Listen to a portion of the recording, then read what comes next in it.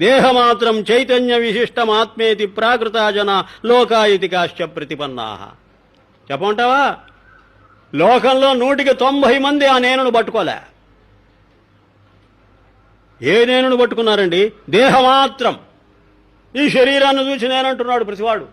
ఏమండి, సచ్చిన శవాన్ని చూసి అనం కదండి, బతికిన మనిషినే చూసి నేనంటున్నాం కదండి. నిజమే, చైతన్య విశిష్టం అంటే జ్ఞానమున్న శరీరాన్ని నేను అనుకుంటున్నాం. అంతవరకు అమెండ్మెంట్ ఒప్పుకుంటాం మేము. లైఫ్ ఉన్న శరీరం, జ్ఞానం ఉన్న శరీరం, దాన్ని నేనంటున్నావా లేదా?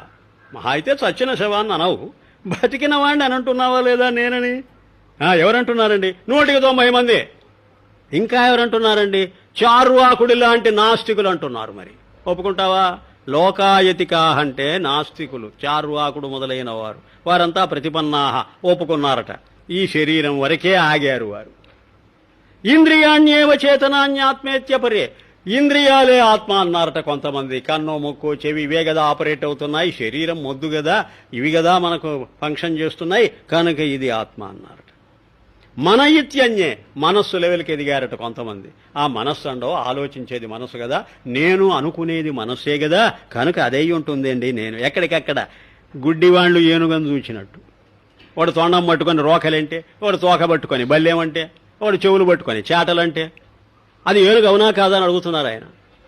అవును కాదు, పార్షల్, నాట్ టోటల్. ఏనుగు కాదనం, ఆ చెవి వరకే చూస్తే చాటేది. మరి అయితే ఆ చెవి ఏనుగలో ఒక భాగం, మొత్తం ఏనుగ కాదు.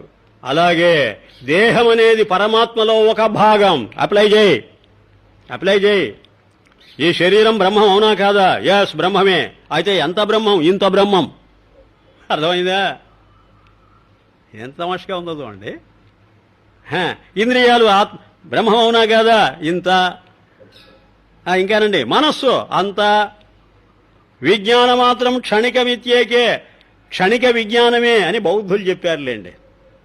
బౌద్ధులు ఎప్పటికప్పుడు పుడుతూ పోయేటువంటి జ్ఞానమేనండి ఆత్మ అన్నారట. అంటే వాడు ఆలోచన దగ్గరికి ఆగిపోయాడు. వాడు వృత్తి జ్ఞానాన్నే జ్ఞానం అనుకుంటున్నాడు. వాడు సాక్ష్య జ్ఞానం పట్టుకోలేకపోతున్నాడు. శూన్యమిత్యపరే, ఇంకా ప్రయాణం చేయలేక కొంతమంది అలసట చెంది అక్కడికి ఇంకా దిగిపోయారట. వాడు ఏమన్నాడంటే శూన్యం పొమ్మన్నాడు. ఆత్మ లేదు, పాడు లేదు. ఆత్మే లేకపోతే బ్రహ్మం ఎక్కడుంది? వాటి ఖాళీ అండి శూన్యవాదులు, నాగార్జునాచార్యులు. ఈ బౌద్ధుల్లో శూన్యవాదులు అంటారు వీళ్ళను, మాధ్యమికులు అంటారు వీళ్ళను. సరే, మంచిది. అస్థి దేహాది వ్యతిరిక్త సంసారీ కర్త భోక్త ఇత్యపరే. కొంతమంది అన్నారట, వీళ్లకు తార్కికులని పేరు, వైశేషికులు, నైయాయికులు. వీళ్ళేమన్నారంటే దేహాది వ్యతిరిక్త, దేహం కంటే వేరుగా ఒకటి ఆత్మ ఉందండి. వాళ్ళేమన్నారంటే దేహంలోనే ఆత్మ ఉందని చెప్పుకుంటూ వచ్చారు. శరీరమని, ఇంద్రియాలని, ప్రాణమని, మనస్సని, బుద్ధి అని, అంతవరకునేమో శరీరం వరకే ఆగిపోయారు. వీడు శరీరం దాటి యువతలకు వచ్చాడు. మొత్తం మీద వచ్చి వీడు ఏమంటున్నాడంటే దేహాది వ్యతిరిక్త, దేహం కంటే వేరుగా ఉందా ఆత్మ? ఉందండి. అయితే ఆ ఆత్మను వర్ణించు. ఎలాంటి ఆత్మ? సంసారి, సంసారంతో సంబంధం ఉందండి దానికి. ఎలాంటి సంబంధం? కర్త భోక్త, ఒక పని చేస్తుంటుంది, దాని ఫలితం అనుభవిస్తుందండి. అంటే జీవాత్మ వరకు వచ్చారు వీళ్ళు. కాదండి, దాని మీద అమెండ్మెంట్ చేస్తున్నామన్నారట ఒకరు. ఎవరు వారు? సాంఖ్యులు. కపిలుడు ఏమంటున్నాడు? భోక్త ఇవ కేవలం నా కర్త. ఏమండి, వాడు కర్త భోక్త అన్నాడా? కాదండి, కొట్టేసుకోండి. కర్త కాదండి, భోక్త. భోక్త అంటే సుఖ దుఃఖాలు అనుభవించే వరకేనండి, వీడికి కర్తృత్వం లేదన్నారు. మరి కర్త ఎవరు అని ప్రశ్న వచ్చింది. ప్రకృతి అండి అన్నారు. మూల ప్రకృతి అంటారు దాన్ని, దానికి ప్రధానమని పేరు పెట్టారు. ఆ ప్రకృతి కర్త. అంటే nature evolved itself. Evolution నేచర్ది, ఇన్వల్యూషన్ మనది. అది వచ్చి తుఫాను వచ్చి నెత్తిన పడ్డది. తుఫానుకు నువ్వు కర్త కాదు. చూచారా వాడు ఎనాలిసిస్? చూచారా ఎంత అద్భుతమో? పిడుగు వచ్చి నెత్తిన పడ్డది. పిడుగు నెత్తిన పడడానికి నువ్వు కర్త కావు, చచ్చిపోవడానికి నువ్వు కర్తవు. అంటే భోక్త. మరణం అనేది అనుభవించావు. పిడుగేమో కర్త, మరణము నీది అనుభవం, కనుక నువ్వు భోక్తవు. అది కర్త. జడ ప్రకృతి కర్త, చేతన ప్రకృతి భోక్త. ఇది కపిలుడి అనాలిసిస్. అనేసరికి అస్థి తద్వ్యతిరిక్త ఈశ్వర సర్వజ్ఞ సర్వశక్తి రీతి కేచిత్. పతంజలి వచ్చాడు. పతంజలి వచ్చి, ఒరే మీరందరూ నోరు మూయండిరా, మరీ అంత అన్యాయంగా మాట్లాడకండి, ఇదిగో కర్తేమిటి భోక్తేమిటి, ఇది జీవుడే, జీవుడికి వేరుగా ఈశ్వరుడున్నాడురా, వాడు కర్త భోక్త కాదురా, వాడు సాక్షి, అస్తి తద్వ్యతిరిక్త ఈశ్వర, వాడు సర్వజ్ఞుడురా, వాడు సర్వశక్తి మంతుడురా, వాడిని ఒప్పుకోవాలిరా మనం. ఒరే కపిలా, కొంచెం అమెండ్మెంట్ చేస్తున్నాను రా అన్నాట ముసలాయన. పతంజలి చాలా వరకు ఎదిగి పైకొచ్చాడు. వచ్చేసరికి ఇంకా కొంచెం ఎదగమన్నారు వేదాంతులు. ఆత్మా స్వభోక్తురీత్యపరే, ఇంత దూరం వచ్చావు కదా ఓ ముసలాయన, ఇంకొక మెట్టున్నది, అది ఎక్కి పైకి రమ్మన్నారు. ఏమిటండి ఆ మెట్టు? ఈ భోక్తృత్వము, ఈ కర్తృత్వము, ఈ అంతా కూడా జీవుడి వరకే, ఈశ్వరుడికి లేదన్నారు కదా. ఈశ్వరుడు కూడా కర్తృత్వం పెట్టుకోడు, భోక్తృత్వం అసలే పెట్టుకోడు, వాడు సాక్షి. ఈశ్వరుడు ప్రపంచాన్ని సృష్టించాడని చెబుతారు మీరు, సృష్టించలేదు. దీన్నంతా మళ్ళీ లయం చేసేస్తాడంటారు. వాడికి ఆ పని పెట్టవద్దండి. మరి వాడు ఎవడరా అంటే ఆత్మ. ఆత్మ అంటే స్వరూపం. ఈ మొత్తం ప్రపంచానికి అది స్వరూపమే గాని అంతకు దప్ప విడిచి కర్తృత్వ భోక్తృత్వాలు లేవు అని వేదాంతులు దాన్ని కూడా దాటిపోయారు.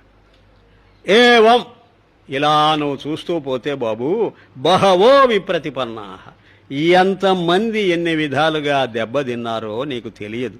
ఒక్కొక్కడు ఒక్కొక్క ఆలోచన చేస్తున్నాడు ఆ బ్రహ్మతత్వాన్ని గురించి. యుక్తి వాక్య తదాభాస సమాశ్రయాస్వంత, వీళ్ళందరికీ ఆధారం ఏమిటో తెలుసా?